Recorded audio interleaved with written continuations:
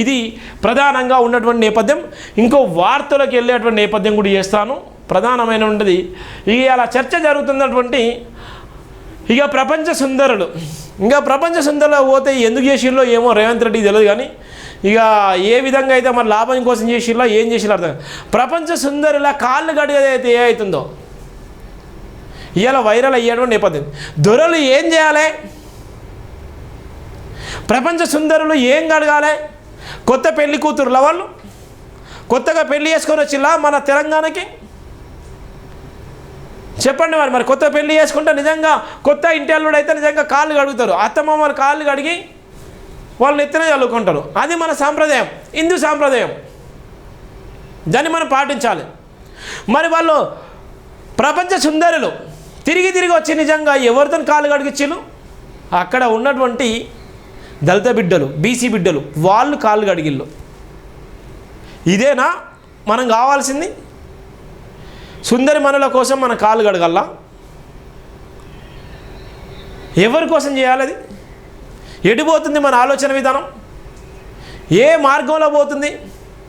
ఎవరు చెప్పారు? ముఖ్యమంత్రి గారు ఏం కొద్దిగానన్నా ఉందా? ముఖ్యమంత్రి గారు ఇలా అమరులైనటువంటి కుటుంబాలు తెలంగాణ రాష్ట్రం కోసం నిజంగా ప్రాణాల సైతం లెక్క చేయకుండా అమరులైన కుటుంబాలను ఏ రోజైనా కాళ్ళు కడిగేటువంటి ప్రయత్నం చేశారా?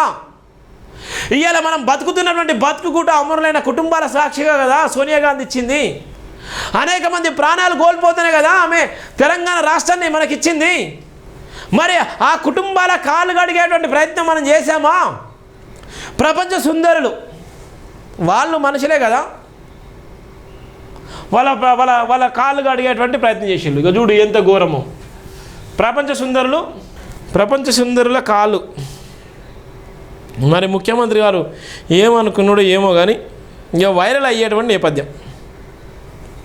అన్ని పేపర్లలో అదే ఇక మొత్తుకున్నాడు. ఎవరు చేసిల్లో ఏమో కానీ చూడు. ఇక వీళ్ళు మన భారతదేశంలో ఇక మహిళలు లేరా? ఇక సినిమా హీరోయిన్లు వాళ్ళందరూ గొప్పలు కాదా? ఇలా మన దేశంలో ఎవ్వరు లేరా? గొప్ప వాళ్ళు అసలుకే లేరా మన దేశంలో? మన భారతదేశంలో ఇక అందగత్తెలని వాళ్ళు లేరా? ఇంకా చూడండి ఇక వీళ్ళకి పాదాలు కడుగుతున్నారు. ఇంక చూడు ఈ ఫోటోలు, 2 ఫోటోలు పెడతాను మీకు. ఇంకా చూడండి, ఇది మనం చెప్పేది కాదు. ఇక చూడు వీళ్ళ ప్రపంచ సుందరులు, వీళ్ళ పాదాలు సుశీల్లా ఎడిపోతుంది మన రాష్ట్రము, ఏ మార్గం వెళ్తుంది? రాహుల్ గాంధీ ఏం కోరుకున్నాడు? రేవంత్ రెడ్డి ఏం చేస్తున్నాడు? రాహుల్ గాంధీ మార్గం ఏంటి? రేవంత్ రెడ్డి చేస్తున్న మార్గం ఏంటి? ప్రపంచంలో ఉన్నటువంటి ప్రపంచాన్ని అంతా చుట్టుముట్టినటువంటి రాహుల్ గాంధీ దేశానికి ప్రధాని అయ్యేటువంటి నేపథ్యం ఉన్నటువంటి ఒక డైనమిక్ నాయకుడు. ఆయన ఆలోచన విధానం ఎక్కడ? మరి రేవంత్ రెడ్డి ఆలోచన విధానం ఎక్కడ? మరి ఇక చూడండి, ఇక వాళ్ళకు ఏం పెట్టిలు? కొత్త ఏమంటారు ఇవి? తాంబూలాలు ఉన్నాయి. వెండియా బంగారు? ఏవి ఇక వెండియో బంగారు అర్థం కాదు. ఇక ఆయనకే తెలవాలి.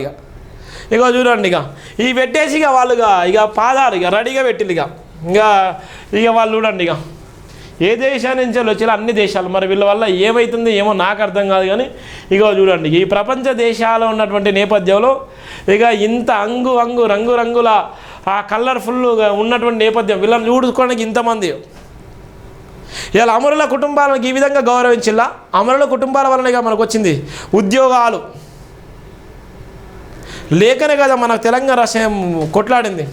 ఇలా ప్రాణాలు సైతం లెక్క చేయకుండా అనేక మంది 1200 మంది బలిదానాలు వేసుకున్న తెలంగాణ రాష్ట్రం కోసమే కదా.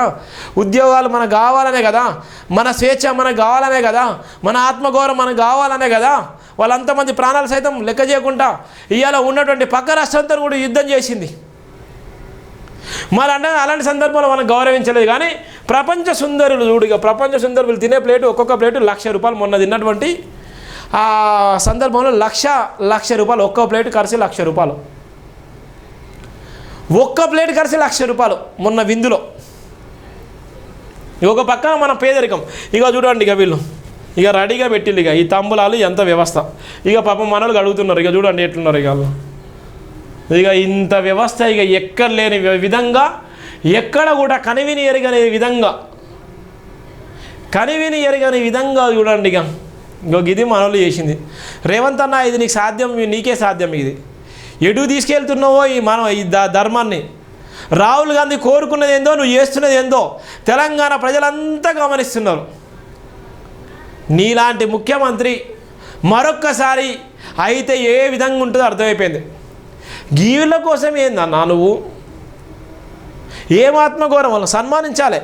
ఏంది అన్ని టెంపుల్లో తీసుకెళ్తున్నావు, హిందూ టెంపుల్లో తీసుకెళ్తున్నావు, వాళ్ళందరూ క్రిస్టియన్.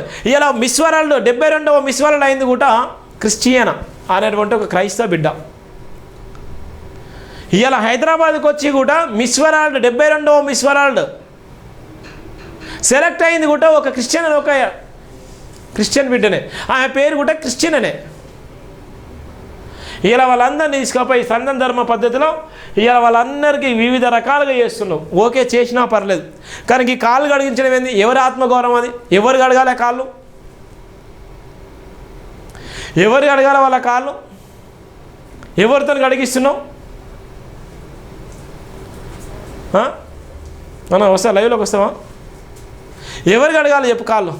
ఇక ఈ కాళ్ళు కడిగిస్తున్నారు. ఇక మావాడు ఇప్పుడే వచ్చిన మా క్రైమ్ బ్యూరో. ఇగో గిది కథ. ఇక కాళ్ళు కడిగించే పద్ధతి ఏందో నాకు అర్థం కాలే. ఇక వాళ్ళు రోజు కడుక్కుంటలేరో మరి ఇక కడుక్కుంటున్నారు అర్థం కాదు. కానీ ఇక గిది సంగతి మన తెలంగాణ పరిస్థితి. చూడు ఈ అందగత్తెలకు ఇవాళ అందగత్తెలకు చూడు ఎట్లుంది. ఇక వీళ్ళందరి కోసం ఇక ఎప్పుడన్నా మనం చూసినామో లేదో ఇక వీళ్ళను ఈ విధంగా ఉంది మన రేవంత్ అన్న సర్కార్, రేవంత్ అన్న చేస్తున్నటువంటి ఆలోచన. ఇక దీని మీద ప్రత్యేకంగా రేపు ప్రధాన వార్త రాద్దాం. Thank you so much Jaibhim అందరికీ. జైభీమ్ టీవీ ఛానల్లో ఉన్నటువంటి ప్రతి ఒక్క వీడియోను, ప్రతి ఒక్క మన పేపర్ని ప్రతి ఒక్కరు కూడా సబ్స్క్రైబ్ చేసుకోండి, షేర్ చేయండి, విలువైన కామెంట్ చేయండి. తప్పకుండా అయితే సబ్స్క్రైబ్ చేసుకోండి, షేర్ చేయండి. ఎందుకు చెప్తున్నా అంటే కొత్త ఇన్ఫర్మేషన్ మీకు తీసుకురాగలుగుతాను. చాలా వరకు సుత్తి లేకుండా ఏదైతే సమాజానికి కావాలో గదే చెప్తాను. ఈ సమాజంలో ఆత్మగౌరవం కోసం నిలబడ్డదే జైభీమ్ టీవీ, జైభీమ్ దినపత్రిక. ప్రతి ఒక్కరు కూడా ఆదరించండి, అభిమానించండి, ప్రేమించండి, pay back to the society అండి, నిలబడండి.